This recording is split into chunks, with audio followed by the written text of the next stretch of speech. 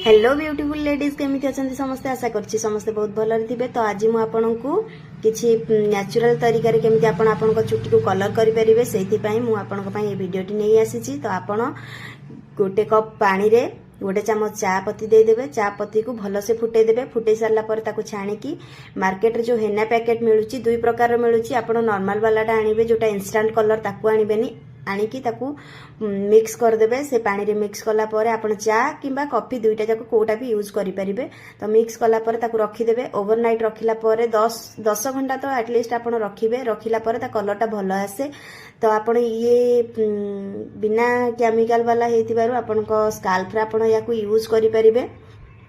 भलो से आपण लगे सारला परे ताकू हाथ रे आपण स्काल्प रे मसाज कर देबे। मसाज करला परे देखिबे आपनकर चुट्र कलर केते बढ़िया आछि। जदि आपनकर ड्राई हेयर अछि तो आपण एथिरे टिके नडिया तेल यूज करि परिबे। 6 ରୁ 7 बुंदा नडिया तेल एथिरे यूज करि परिबे। तो देखंतु मो हाथ रे एथि पय लगेली यार कलरटा केते भलो आछि आपण मानको देखिबाकू। जदि वीडियो भलो लागुथाय लाइक शेयर और फॉलो निश्चिंत करिवे। रहउछि नमस्कार। देखा नेक्स्ट वीडियो।